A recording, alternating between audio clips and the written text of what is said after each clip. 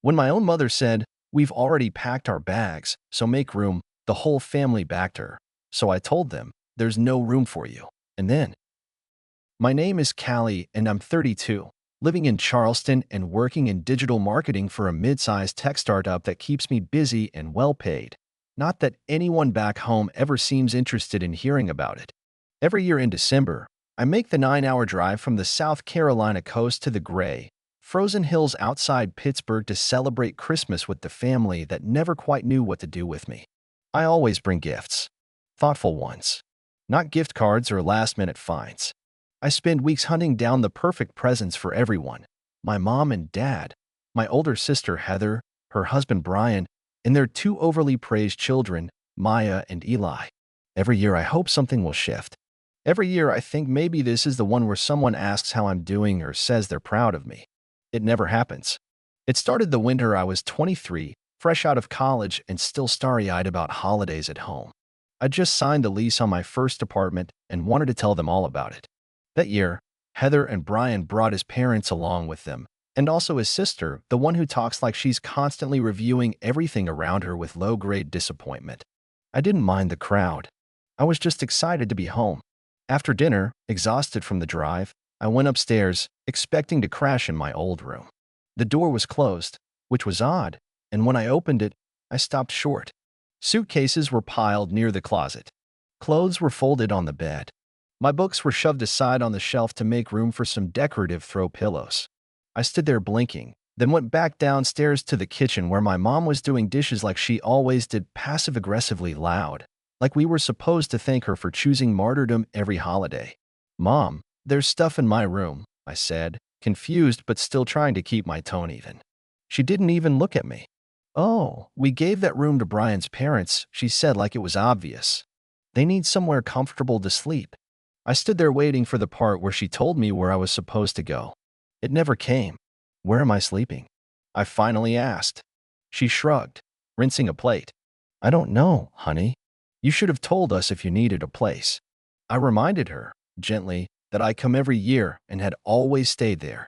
She just said there were too many people, and maybe I should have booked something nearby. When I asked if I could crash on the couch, my dad, without even muting the game, said, "That's taken. Brian's sisters already claimed it." And just like that, I was out.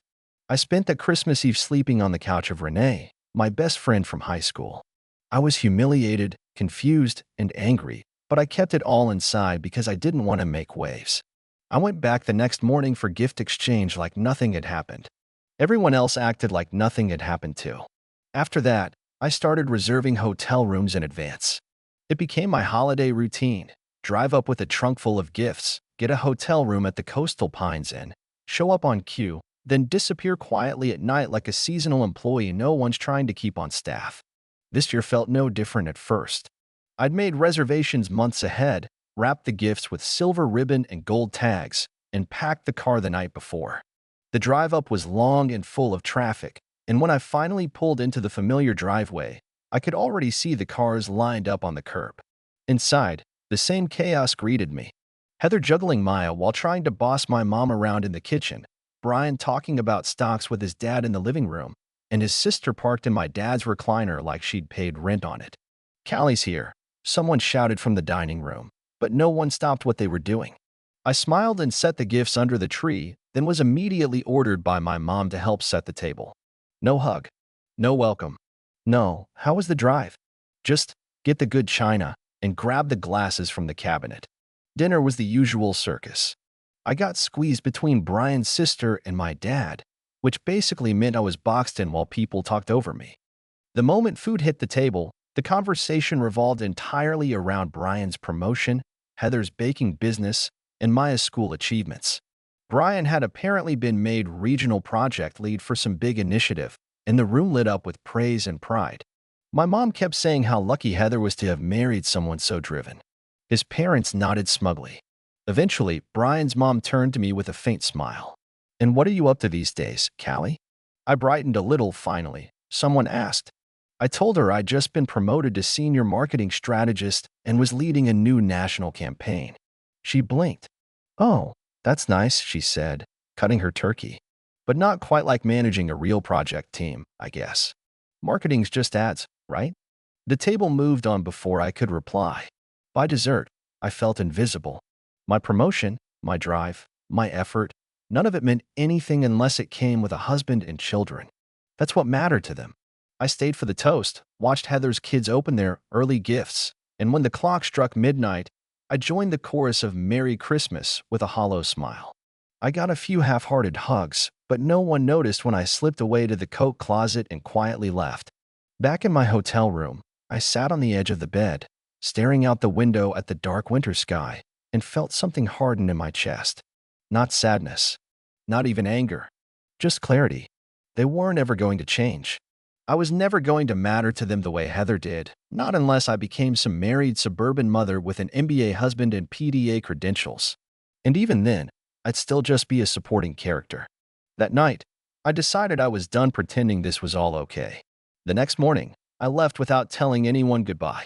I drove back to Charleston while the rest of my family opened presents and took photos they wouldn't tag me in. I didn't cry. I didn't feel sorry for myself. I just drove south with a new kind of resolve. I would stop asking for a seat at a table where no one even noticed I'd stood up. After that last empty Christmas in Pennsylvania, I didn't drive back up again. I stayed in Charleston where the sun still shone in late December and the air didn't bite my skin when I stepped outside. I bought a Christmas tree for the first time in years and decorated it exactly how I wanted. No compromises, no chaos, just soft white lights and silver ornaments that sparkled against the window. I watched holiday movies in my pajamas, ate what I liked when I liked, and for the first time in a decade, I actually felt like the holidays were mine again. It took me less than a week to realize how much energy I had wasted trying to impress people who didn't want to see me. Every gift, every long drive, every moment I bit my tongue and tried to stay polite, I thought it would eventually earn me a place in the family that had long decided I wasn't the golden one. But after years of being asked to make myself smaller just to fit into their tightly curated version of togetherness, I finally stopped trying. In early January, while packing away the last of my decorations, I opened a folder labeled Someday that I'd tucked into my desk drawer years ago. It held printouts of homes, neighborhoods near the coast, dream layouts, and renovation plans I used to scroll through when I was bored at work or feeling lonely after family holidays. I had told myself for years that owning my own house was the goal, but it had always felt just out of reach, something for later, something for when I was finally enough. But now, with no family obligations anchoring me, I saw no reason to wait anymore. I called Julian, an old friend of mine from college who had become a realtor, and told him I was ready to start looking. We met for coffee the next morning, and I told him what I wanted. Something close to the ocean. Something with space, not just for me, but for whatever future I decided to build on my own terms. At least 4 bedrooms, a backyard, and a kitchen that didn't feel like a cramped afterthought. He didn't blink. "Let's find it," he said, and I believed him. We spent the next few weekends driving from one listing to another. There were homes that smelled like mildew, homes with too many stairs, homes that felt like someone else's dream. I started to doubt whether I'd know when I found it. But one gray Sunday afternoon, Julian pulled up to a 2-story house with pale blue shutters, a wraparound porch, and a swing swaying slightly in the breeze. "This one just came on the market," he said. "Didn't even hit the listing sites yet." I walked in, and the moment I stepped into the foyer, I felt it. Like my breath caught in my chest, but in the best possible way. It had 4 bedrooms, 3 bathrooms, a wide-open kitchen with granite counters and soft gray cabinets. The backyard had a small pool framed by palm trees, and from the upstairs window in the primary bedroom, I could see the glint of ocean in the distance. Everything about it felt like peace. I made an offer the next morning. The paperwork took weeks, but I didn't care. I was already planning furniture layouts in my head. When I finally held the keys in my hand, I sat in my car in the driveway and just stared at the front door for a long time, soaking in the feeling of having done something entirely for myself.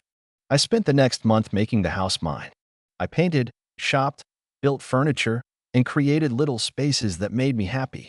A guest room with navy accents and fluffy white bedding, an office with bold wallpaper and a sleek new desk, a craft room where I could lose hours working with my hands. I had never lived in a place that was completely shaped by my own taste. It changed me, or maybe it revealed me. When everything was ready, I threw a housewarming party and invited the people who had supported me. not the ones who had ignored or dismissed me for years. My coworkers came. My neighbors showed up with wine and baked goods. My friends brought laughter and hugs and toasted with me on the back patio while the sun went down over the palms.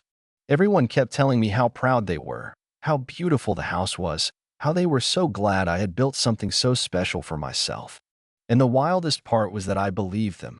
For the first time, I wasn't second-guessing the compliments or waiting for the moment someone would turn the focus away from me. I was fully present. I wasn't a side character. I was the host, the homeowner, the person who had finally stepped into her own life. I didn't tell my family about the house. Not because I was trying to hide anything, but because they hadn't asked.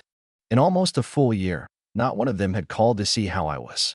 The only communication I'd had were the obligatory birthday texts, and even those felt hollow and mechanical. I didn't respond to most of them. It felt pointless.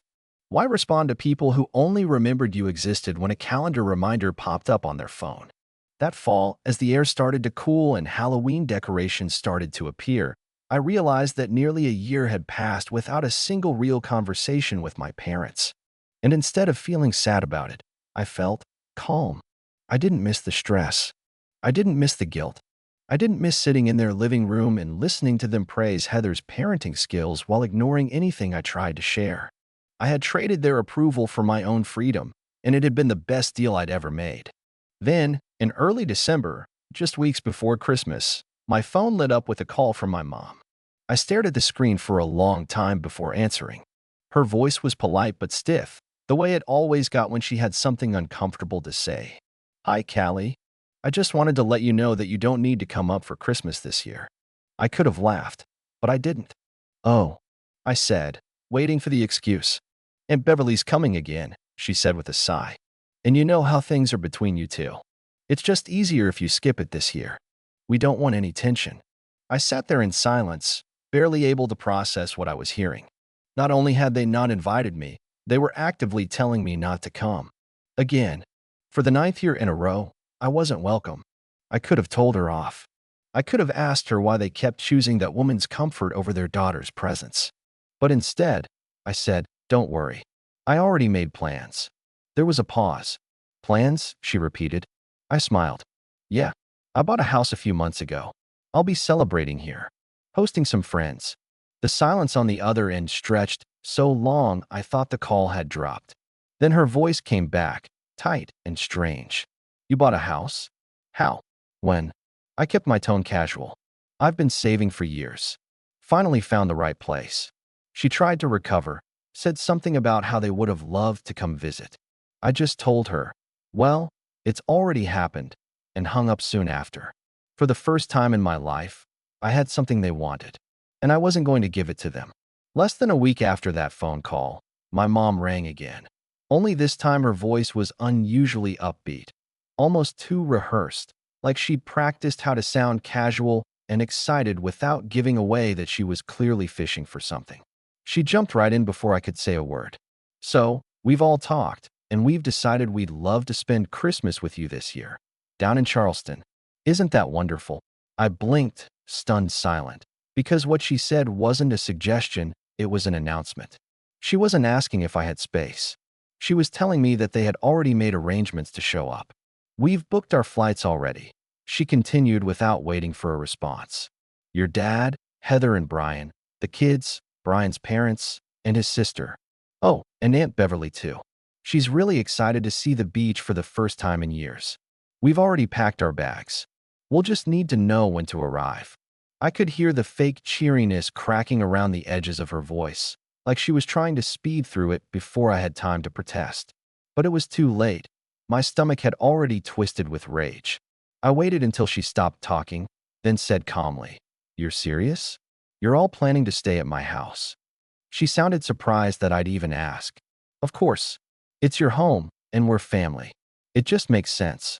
I took a breath, steady and slow. "That's interesting, because I seem to remember being told for almost a decade that there was never room for me at Christmas." The line went quiet. I let it hang for a moment before continuing. "Well, I'm afraid I don't have any rooms available. So no, you can't stay here." The silence that followed was sharp, brittle, and laced with disbelief. She eventually let out a nervous laugh, as though I must have been joking. Callie, come on, don't be silly.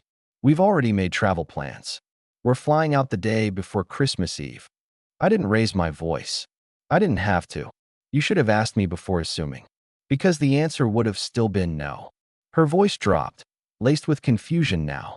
You don't mean that. You're not really going to make us spend Christmas in a hotel. I let out a soft exhale. You made me spend 9 of them that way. I ended the call before she could say anything else, and within minutes, my phone lit up again. This time it was Heather. When I didn't answer, she started texting. Her tone was nothing like our mother's fake optimism. It was sharp, furious, and entitled. Mom told me what you said. What is wrong with you? Are you seriously not going to let us stay? We're your family, Callie. What kind of person turns their back on their family like this at Christmas? I ignored her first few messages, but they kept coming. Long, guilt-drenched paragraphs blaming me for everything, demanding I reconsider, insisting I was selfish, heartless, vindictive. The tone changed with every text, from fury to fake sympathy to veiled threats. Don't be petty just because you've always been jealous, one read. Another said, I don't know what kind of person you've become, but it's honestly disgusting. That one actually made me laugh out loud. For years, I had been overlooked, passed over, asked to understand while they catered to everyone else's comfort. I had swallowed that rejection like medicine and smiled through it, hoping that maybe one year they'd remember to care. And now, when I finally had something beautiful, something mine, they came running with their hands out, demanding to be included, as if nothing had happened, as if they hadn't spent years showing me exactly where I stood. I blocked Heather's number after the 3rd day of relentless messages. She had already made her feelings clear, and I didn't need to keep giving her space in my head. But then Aunt Beverly called. I didn't recognize the number at first, but the moment she started speaking, I knew exactly who it was. Callie, this is your Aunt Beverly, she said, like she expected me to be thrilled to hear from her. I've been told you're being incredibly rude to your poor mother. I don't know what kind of attitude you're carrying around these days, but you need to knock it off before you drive your entire family away. That did it. Something inside me snapped, not with anger, but with sharp, steady clarity that had been simmering for years. You don't get to call me and pretend we've ever had a relationship built on anything but your constant insults.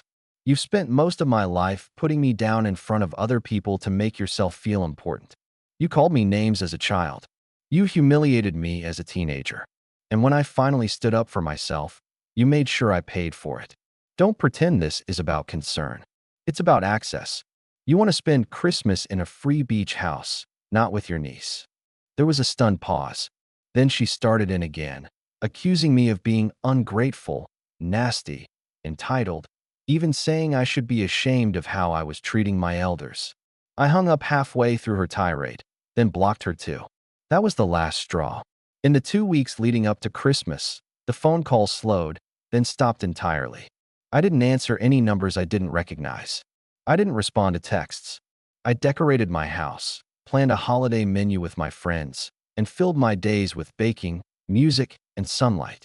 There was no one yelling in the background. No one dismissing my career. No one ordering me to run errands while the real adults relaxed. On Christmas Eve, my best friend Renee came by with a bottle of champagne and a tray of cookies. We watched movies, wrapped a few last-minute gifts, and laughed late into the night. The next morning, I woke up to the sound of birds and distant waves, not the stress of being sidelined at someone else's table. My friends came over just after noon, arms full of food and wine, and we spent the entire day eating, drinking, and enjoying the warmth of real connection. It wasn't flashy. It wasn't picture perfect, but it was the best Christmas I'd ever had. The day after Christmas, out of curiosity, I opened Facebook and saw a post from Heather. It was a family photo taken back in Pennsylvania, all of them crowded around the tree in my parents' living room. No palm trees, no ocean, no sunshine. Just a strained, stiff-looking gathering under fluorescent light. The caption read, "Family isn't about places. It's about showing up, even when others don't want you there." It was so passive-aggressive I actually snorted into my coffee. The comments were full of concern and nosy questions. What happened? Did someone not show up? Hope everything's okay. She didn't reply to any of them. She didn't have to. That post wasn't for the public. It was for me. But I didn't care anymore. Not a single part of me wanted to be there in that photo. Not one cell in my body missed sitting on the floor beside a couch I wasn't allowed to sleep on. I didn't envy their guilt-laced holiday or their tight smiles and cold food. I had a full table, warm laughter, and friends who chose to be there, not because of obligation, but because they valued me. They saw me, and for the first time, I saw myself. I was finally done asking to be included. I thought this silence would last, but it never really does when people like them feel cornered by the consequences of their own behavior. About a week after Christmas, I got another unknown call. Normally, I would have ignored it, but for some reason, I picked up. "Callie, it's your mother," she said immediately, skipping past any kind of greeting or civility. Her tone was different now, less bright, more brittle, like she knew she didn't have much ground to stand on, but was going to try anyway. "I hope you're proud of yourself," she said before I could respond. "You ruined our entire holiday. Your father and I spent good money planning that trip, and you embarrassed us." I sat on my couch in the morning sun, staring out the window at the yard I'd landscaped myself, sipping coffee that didn't taste bitter, and I smiled. "You mean I didn't let you invade my home without asking?" I said, my voice calm and steady. "You mean I refused to give you something you never offered me in return?" She gasped, like I'd slapped her. "That's not fair," she said, but I was already standing. "You've made it clear for years that I don't belong. Now you're mad because I finally believed you." She started crying, loud and performative, and I hung up before she could turn it into a guilt parade. The next few hours were a flood of missed calls, most of them from numbers I didn't recognize. Then came the emails. One from Heather, claiming I'd traumatized the kids by not letting them see their favorite aunt. Another from Brian's mom, passive-aggressively reminding me that family should always come first, especially when someone has finally done well enough to give back. Then, the kicker, an email from Aunt Beverly, threatening to make sure everyone knows what kind of person I really was. That one almost made me laugh. For years, I've been trying to get them to see who I was. Now that they finally had, they were horrified. But the truth was, I hadn't changed at all. I'd just stopped pretending their neglect didn't matter. I had stopped performing gratitude for crumbs. In early January, Renee and I went on a weekend trip to Asheville to hike and reset. She was the one who found the post, a long, self-pitying Facebook rant from Aunt Beverly, filled with veiled references and not-so-subtle jabs at the younger generation forgetting what it meant to respect their elders. She described how heartbreaking it was to be denied a seat at the table by someone she'd helped raise with love. I nearly spit out my drink. Renee looked up from her phone with a smirk. "Did she raise you between criticizing your hair and shaming you for your weight?" I shrugged. Apparently, that was love all along. By the time we got back, I'd started to realize something had shifted completely. I didn't dread checking my phone anymore. I didn't brace for every call or feel like I had to defend my choices in long mental debates with people who never really listened.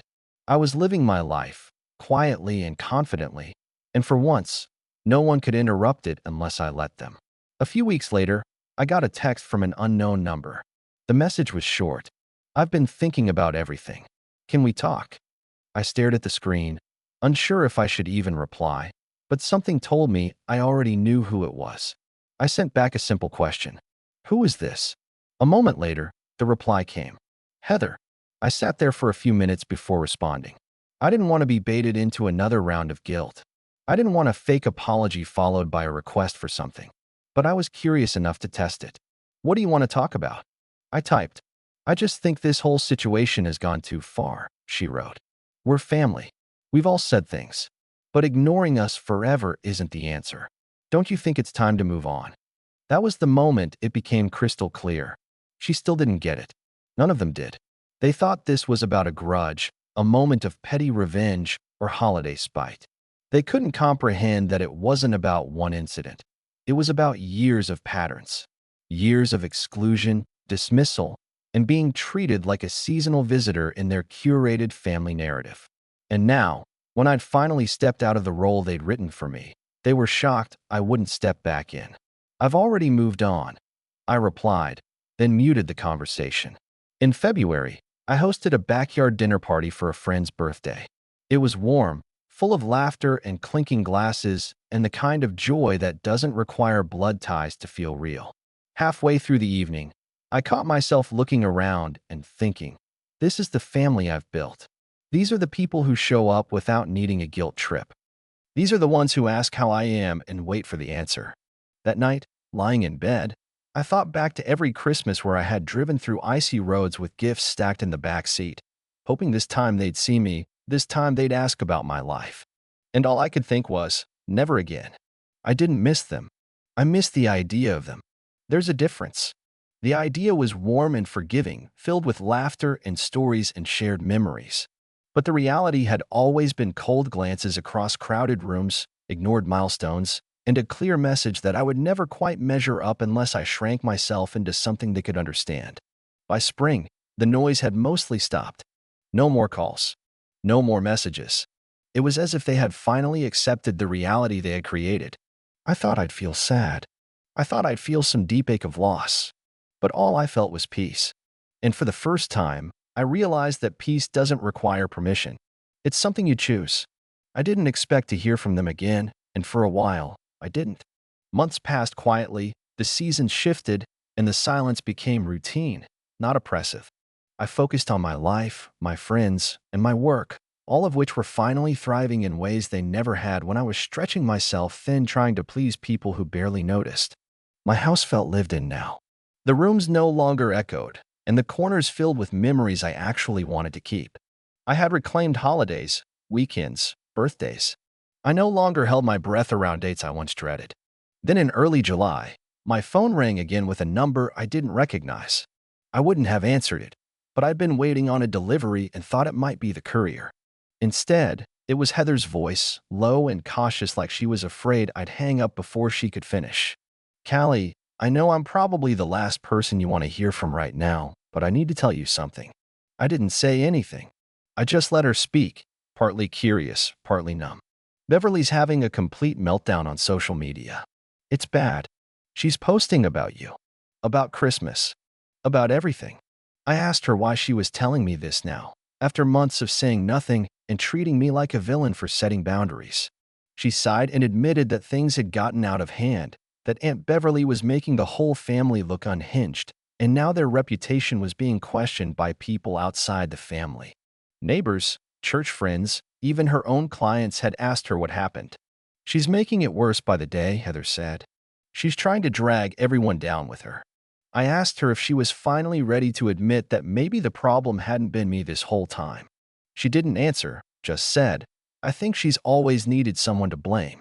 I ended the call without making any promises. Later that day, I checked social media and saw it all firsthand. Aunt Beverly had written a long, rambling post claiming she had been cut off by her own flesh and blood, that I had poisoned the family with bitterness, and accused me of manipulating everyone with lies. She included vague threats about exposing the truth, but never actually said anything coherent. The comments were brutal. Most of the people responding were strangers, but that didn't stop them. "Girl, weren't you the one who body-shamed your niece as a teenager?" one person asked. Another wrote, "If someone doesn't want you in their house, maybe don't barge in uninvited." Someone even linked an old post from a community group warning about Beverly's tendency to insert herself where she isn't welcome. Watching it unfold was like watching a play I'd walked out of months ago finally collapse on stage. I felt nothing but detachment and, strangely, relief. That week, I got a message from my mom. Just one. No apology, no acknowledgement of what had happened. Just a clipped message that said, "I hope you're happy. We're all being humiliated." I stared at it for a few seconds before deleting it without responding. That was her problem now, not mine. By the end of summer, I was living in a different reality altogether. I'd gotten another promotion, this time to director of strategy, which came with a salary that stunned even me. I started traveling more, exploring places I used to only dream about while sitting through awkward Christmas dinners filled with stories that excluded me. I spent a week in Barcelona, 2 in Vancouver, and even took a solo trip to Oregon to hike the mountains and clear my head. In every city, I felt more like myself. I didn't miss home because I'd finally built one, brick by brick, day by day, without needing their validation to make it real. Around October, I met someone. His name was Noah, a graphic designer from Savannah who worked remotely and had this calm, observant way of listening that made you feel like your words had weight. We met at a mutual friend's party and spent most of the night talking on the back porch, sharing stories about terrible family holidays and learning the fine art of laughing at things that once hurt. We started seeing each other more often. Slowly. Intentionally. I didn't tell him much about my family at first. He never pressed. When I finally opened up, he didn't give me pity or judgment, just understanding. Sometimes, blood just makes you a target, he said quietly one night, and I felt something inside me settle. Thanksgiving came and went without a single message from anyone I was related to. And for the first time, I didn't even think about them until days later. It hit me in the best way, not because I'd forgotten, but because I no longer felt like I'd missed anything. We had a full table that night. Friends, neighbors, people I'd chosen and who had chosen me. There was no drama, no quiet tension, no empty seat waiting to be noticed. Christmas approached again, and with it came a few more passive-aggressive posts from Heather. Some people only value family when it's convenient. She wrote above a blurry photo of her kids with sad expressions. I didn't engage. I didn't call. I didn't let their performance pull me back into the role they had scripted for me years ago. That version of Callie, the one who drove through snowstorms just to be seated on the floor and ignored, didn't exist anymore. And I was never going to revive her for their benefit. The second Christmas in my house was even better than the first. Noah was there. Renee brought her new boyfriend. We grilled by the pool, sipped wine on the porch, and toasted to the peace we had all fought hard to build. That night, as the house quieted and I sat with my feet up, watching the tree lights reflect off the windows, I realized something that surprised me. I wasn't angry anymore. Not even a little. They hadn't changed, but I had. And that made all the difference. So when January rolled around and I got one final email from Heather asking if we could talk like grown-ups, I didn't even flinch. I read it. I thought about it. Then I archived it and moved on with my day. Because closure, I'd learned, doesn't always come from conversation. Sometimes it comes when you stop waiting for people to become who you needed them to be and start living like you already are enough. And I am. I was always enough. They just never saw it. But I do. Now I do.